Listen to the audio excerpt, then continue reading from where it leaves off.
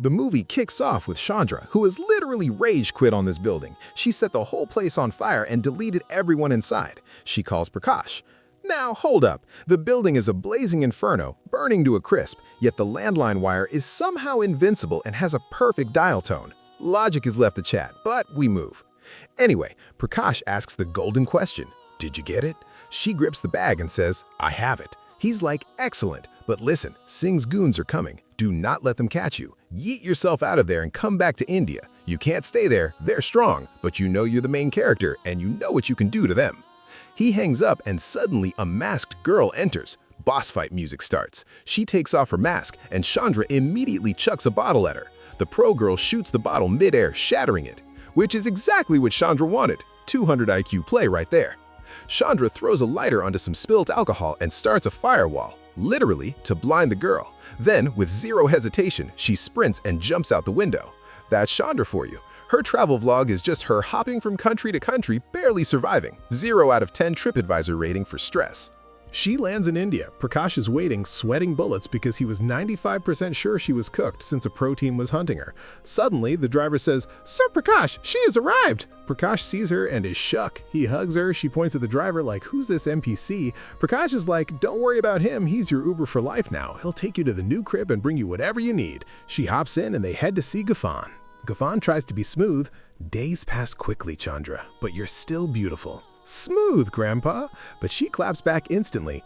You're the one who changed and got old, Uncle Gafan. Emotional damage. He takes her picture and whips up some forged Indian citizenship papers and a fake passport. He tells her next time I might be gone, but my son will handle your illegal paperwork. She hugs him, grabs the docs, and dips. The driver drops her at the new spot and leaves. She goes upstairs. The apartment is a total dump. She enters cleaning mode. She organizes her stuff, 5 or 6 contact lenses, suspicious amount, and of course a secret room for her ancient artifacts. Because who doesn't have a museum in their closet? She puts a newspaper on the window and goes to close the back one. But who spots her? Satyr, aka Sunny. This man looks at her and instantly loses his soul. He's staring, mouth open, oblivious to the world. She feels a pull too. The hook is set and Sunny is officially down bad. She shuts the window. Sunny goes inside to his roommates, who have turned the apartment into a drug den. Suddenly, a knock. He opens it. It's his ex-girlfriend with her new boyfriend. The audacity is at an all-time high. She says, I came to tell you I've forgotten you. This is my new man. I'm moving in with him, but he hates cats. Sunny, and that sounds like a you problem. She, no, take your cat. I don't want it. Sunny, who said I like cats? Yeet it in the trash. She hits him with, no, daddy, this is your gift and I don't keep gifts from exes I dumped. Daddy? Cringe. Sunny fires back, and I don't take returns from exes who left me. Ask the kid Vino. Hey, Vino. She sees Vino and goes for the throat. Vino, the failed doctor? Is he the reason we broke up? If I loved you, it was because you were smart, but you haven't even finished your doctorate. Why are you hanging with these losers? She woke up and chose violence. Sunny defends the squad. I'm prepping for something else. Stop roasting my friends. Leave the cat and get out. She leaves the cat, who literally does nothing, just vibes, and leaves. Sunny goes to the balcony. Vino and Nigel enter. Nigel asks what's wrong. Sunny admits, guys, a girl moved in across the street. I saw her once and I can't forget her. Nigel, come on, let's get wasted. That'll fix it. Classic bad advice. Stalking 101. They go party. Meanwhile, Chandra gets a night shift job. She notices a creeper named Molly standing outside with flowers every day for her coworker. She finishes work and leaves. Sunny is there with his friends. He asks, is that her? They're like, nah, but she's stunning. Sunny goes home and camps on his balcony, staring at her window like a creep, but she doesn't even see him. Next day, Sunny sees his ex and her new guy again. Later, as they head home, Molly and his goons are prepping a syringe in a tuk-tuk. Sunny tells his friends, wait, tying my shoe. As he bends down, Molly injects a random pedestrian, throws him in the tuk-tuk, and drives off. Sunny sees the tuk-tuk and yells, yo, driver, the guy's leg is sticking out. He tucks the kidnapped guy's leg in and says thanks. He just helped a kidnapper and felt good about it. He tells his friends, I'm doing so many good deeds, maybe God will make that girl like me. Bro, you are an accomplice to a felony, not a saint. Back home, Vina watches TV. The news is talking about missing men and organ traffickers. Sunny tells him, change the channel, stop scaring us, we never see that stuff. Even though you literally just saw it happen. Suddenly, a neighbor yells, help, Sunny, your cat is in the street. Sunny complains, "This cat is gonna get me killed. It's a cursed Indian cat." He goes down to grab it. He grabs the cat. As he turns, a car comes at him full speed. Zack Snyder's slow motion activate. Everyone thinks he's dead. Sonny is certain he's dead and uses his last second to mentally curse the cat. He closes his eyes, but suddenly gets shoved against a wall. People gather. He looks around. The neighbor asks if he's okay. He tries to remember who pushed him. It was Chandra. Super speed saved his butt. He says, "I'm okay," but he's confused. In the middle of the night, a girl is walking alone through a deserted area, talking on her phone, reassuring her boyfriend, "Yes, babe, I'm almost there." Suddenly, that creep Molly starts following her in his tuk-tuk and asks, "Want a ride, miss?" She politely refuses, but he persists, offering a free ride. When she refuses again, his two accomplices start prepping a syringe in the back. Because nothing says romance like a creepy guy in a three-wheeled vehicle offering you candy and a free nap. The girl realizes the danger and bolts, with Molly chasing right after her. She keeps running until she spots a police car. One officer is about to step out, but his partner stops him, saying, "Leave her to me." Who steps out? It's Officer Gudu. He glares at the guys in the tuk-tuk and they immediately speed off. Instead of comforting her, he aggressively asks, "Where are you going?" She explains she was being harassed, but he cuts her off, demanding to know her destination. When she says she's going to a friend's, he lectures her, saying no girl walks alone here during the day, let alone at night. Ah, yes, Officer Gudu, protecting and serving, his own ego. He's blaming the victim faster than he can eat a donut. Suddenly, another police car pulls up with Officer Molly. She asks Gudu what's happening. He lies through his teeth, claiming he just found the girl walking alone. Molly scolds him for not saluting her immediately. He reluctantly salutes, clearly annoyed. Seeing the girl crying, Molly asks why. Gudu pretends to be checking on her, but Molly tells the girl to ignore him, invites her into the car, and drives her to safety. Meanwhile, Sonny is trying to convince his friend Vino about what he saw. He swears he isn't joking. Vino, ever the skeptic, dismisses it as a hallucination, claiming Sonny is just obsessed with this girl. Sonny insists that he was about to be hit by a car when a girl appeared out of nowhere and pushed him to safety. Vino, acting like a genius doctor, though he's more of a failure, diagnoses Sonny with living in a delusion because he's love-struck. Vino giving medical advice is like asking a fish to teach you how to climb a tree. Doctor? Please, he probably thinks CPR stands for Call Pizza Restaurant. At the same time, Chandra finishes her work and goes to take out the trash. She finds that scumbag Molly harassing her coworker, pinning her down and professing his twisted love. Molly threatens the girl, saying if she loves anyone else, he'll spray acid in her face. Hearing the bottle open, Chandra freezes. Molly demands an answer from the terrified girl, who screams that she doesn't want him. Molly decides that if he can't have her, no one can, and moves to splash the acid. In a split second, Chandra grabs his hand. She slams it against the wall, causing the acid to spill and melt both his hand and hers. High five? Or melting five? Ouch! That's gotta sting more than the rejection. He screams in agony, but Chandra hits him so hard he hits the floor. He gets up to attack her wildly, but she ducks, spins, and smashes him through a car window. He stands up, stunned, asking if she's a man in disguise. She kicks him into a dumpster, twists his arm, breaks his finger, and warns him, "Apologize to her. If you get near her again, I'll break your neck." Terrified, he apologizes and swears to disappear. Chandra walks away, telling her friend, "You didn't see anything," and leaves. Later, Officer Gudu is at home greeting his mom when Molly calls, assigning him a shift in the West District with Officer Veer. Gudu insists on working alone, and she agrees. He heads out, but not to patrol. He goes straight to meet the organ trafficking gang leader, casually heading to his side hustle with the organ traffickers. Just another Tuesday for Officer Corruption. He tells them to stay hidden while he acts as a lookout. He notices Molly's injury and asks who broke his finger. Molly tries to hide it, but his friend reveals a girl did it and that she broke his whole skeleton. Molly warns them that she's not a girl, she's a beast who could take on 1,000 men. Guru mocks him, but Molly challenges him to go see her himself. Guru forces Molly to show him where she lives. They find Chandra and Gudu memorizes her face before leaving. Chandra returns home to find her face wrinkled and her fatigue worsening. Her fridge is empty, so she heads out and hails a tuk-tuk. At that exact moment, Sonny hops in too. They are both surprised as the driver takes off. On the way, Chandra keeps coughing, and a lady next to her looks disgusted by her appearance. The lady asks Sonny to switch seats. He sits next to Chandra and is shocked to see her burned hands. She quickly hides them. He introduces himself and she replies, "I'm Chandra," pulling away. He awkwardly talks about his studies and invites her to a birthday party at his place to change her mood. She says she'll see and gets off. The next day, at Nigel's birthday party, Sunny is anxiously staring at Chandra's window. Nigel teases him, but Sunny admits he's worried because up close, she looked old, wrinkled, and smelled bad. Bro, make up your mind. One second she's a goddess, next she's grandma? Love is blind, but apparently it also has a sense of smell. Suddenly, a friend tells Sunny his guest has arrived. He goes out and everyone freezes. Chandra is there and she looks stunning, lethal beauty that turns the place upside down. Even the cat is terrified of her. Vino jokes about the cat and locks it away. Nigel, seeing she's gorgeous now, tries to hit on her but gets ignored. Vino tries his luck with a terrible pickup line about being a failed doctor who loves planets. Vino's riz is -10. "Hi, I'm a failure. Want a date?" Smooth, brother. Very smooth.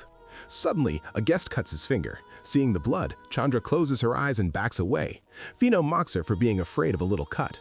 The party is interrupted when Officer Gudu barges in. Nigel tries to bribe him, but Gudu isn't having it. He confiscates Sunny's phone and threatens them. Then he spots Chandra. He ignores everyone else and demands to search her. Chandra gets angry and the beast inside her almost surfaces. Gudu senses the danger and backs off, telling them to turn the music down before leaving. After the party, Sunny sits with the girl Gudu almost searched. Chandra watches them, clearly jealous. Ooh, the jealousy wire sparked. Careful, Sunny, you don't want to make the monster angry. Nigel approaches Chandra, asking if she's single. Sunny gets jealous seeing this. Chandra decides to leave and Nigel insists on walking her home. Sunny watches from his balcony in shock as Nigel enters Chandra's apartment and Chandra closes the window on Sunny. Oof, that's cold. Colder than the fridge she keeps her blood bags in. The next morning, Sunny is woken up by Nigel's mom calling asking where Nigel is. Sunny wakes Vino, who assumes Nigel got lucky. Sunny goes to Chandra's apartment and rings the bell. No answer. He sees the living room is empty, but the kitchen has blood and broken items. He rings again. Chandra answers from behind the door, claiming no one is there. Sunny leaves, terrified, feeling something is wrong. On his way down, he sees Prakash delivering a box to her, something he does every other day. Sunny and Vino wait for Nigel. He doesn't show up. Sunny is convinced Nigel never left the apartment. He recalls the blood and the suspicious deliveries. He decides to watch her from the street while Vino waits to break in if signaled. Suddenly, Nigel appears behind Vino.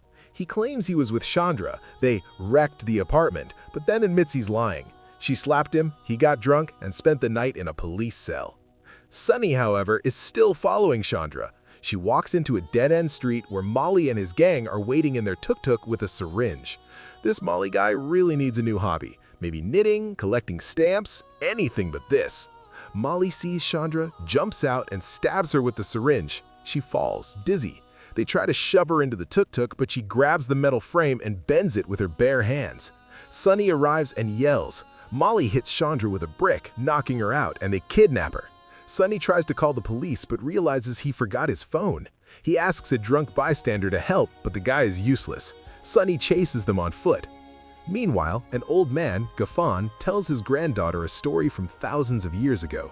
He speaks of a kingdom where a girl named Neely snuck into a forbidden temple. The king ordered her family killed. Neely hid in an ancient cave where she found a broken statue. As she fixed it, a swarm of bats bit her. Neely emerged from the cave unharmed. She found the king's men killing her parents. She tried to save them, but the guards couldn't hold her back. They stabbed her with a spear, but she stood back up. She slaughtered the guards with superhuman strength. Her dying mother told her it was a gift to be used for good. Neely then killed the king and spent centuries moving from kingdom to kingdom, destroying oppressors. These aren't myths. Grandpa knows the lore. But grab your popcorn, things are about to get messy. Back in the present, Molly has Chandra tied up at his hideout. He threatens to take her kidney. She wakes up and her contact lens falls out, revealing her real eye color. Molly boasts about working for a major organ trafficker. Suddenly, Chandra pulls him close and sinks her fangs into his neck. She is a vampire. Surprise, shawty? You wanted a kidney, she wanted a Capri Sun. Fair trade? She tears out the second guy's eyes and chases the third. Sunny arrives just in time to see the carnage and fades from shock. And Sunny goes Mimir, nap time for the hero. He wakes up to find Chandra tying him up in the tuk-tuk next to 3 corpses. She gives him a choice, help her dispose of the bodies or become corpse number 4. He wisely chooses the first option. She calls Vino to say Sunny is sleeping over. They go to a place with industrial acid tanks. Sunny wonders how to get the bodies up there, but Chandra leaps up effortlessly. She dissolves the bodies in the acid. Sunny, horrified, asks if she's the one who saved him from the car. She admits it. He realizes she is a vampire. She confirms it, and he faints again. Sunny wakes up in Chandra's apartment. She has locked the door. He signals Vino through the window for help, but Vino refuses. Sunlight hits Chandra's hand, burning it, waking her up. She yanks Sunny away from the window with supernatural force. She opens her fridge. It's full of blood bags. She drinks one and her burn heals instantly.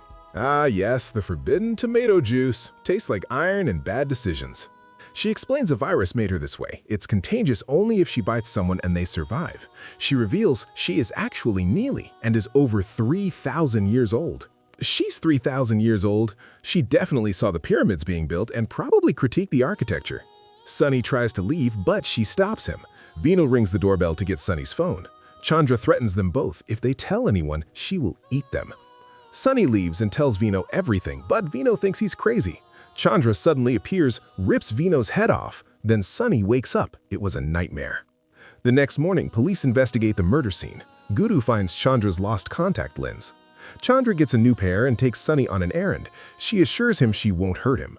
While she is inside a building, Sunny Googles how to kill a vampire. She comes out, asks for his phone, and sees the search history. He denies it. Not me.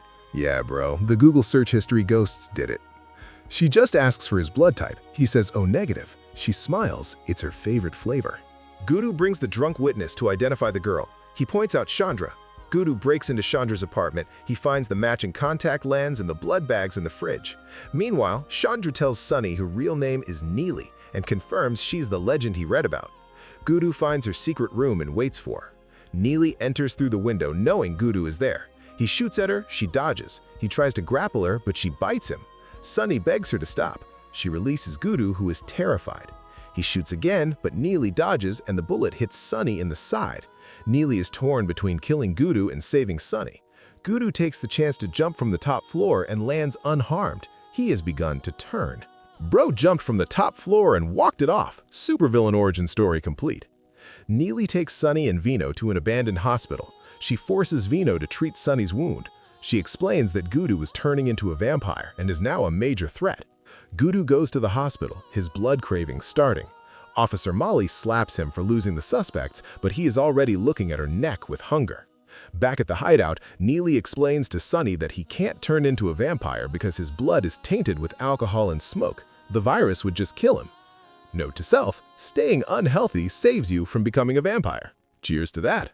The next morning, police raid the abandoned hospital. A cop tries to shoot Neely, but the magician Sashin appears. He uses magic tricks to confuse the cops, turning guns into flowers and shooting balloons. He heals Neely, who took a bullet, and helps them escape.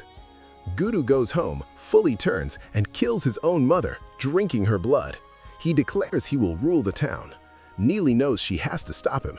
Her team warns her that the police and Molly's powerful brother are coming. A SWAT team attacks the hideout. Neely decimates the first wave using non-lethal takedowns. The second wave enters. A gangster empties his clip into Neely, hitting her heart. She falls, dying. Sunny throws her a blood bag. She drinks it and revives, unleashing the great dragon. She slaughters the gangsters. Then Gudu arrives. He is fresh, strong, and brutal. He beats Neely down and holds her in the sunlight to burn. Sunny shoots Gudu with tranquilizer darts, saving her. Neely recovers and asks Nigel for a special dagger. Gudu teleports behind Nigel, threatening to kill him. He throws Nigel and attacks Neely. Sunny jumps in to take the hit, but Vino pushes him aside and takes the stab wound himself. Shocked, Neely knocks Vino down, grabs the dagger from his back, and plunges it into Gudu's heart, killing him instantly.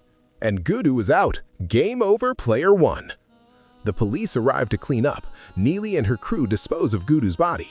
It is time to say goodbye. Neely tells Sunny she must leave to another country to keep them safe, taking the blame for everything. They share a heartbreaking hug. Vino, bleeding, urges Sunny to go. Neely watches them leave, tears in her eyes, parting with the only human she ever truly opened her heart to. And just like my motivation on a Monday morning, she's gone. Don't forget to smash the like button, share, and comment the name of any movie you want. See you next time, bro.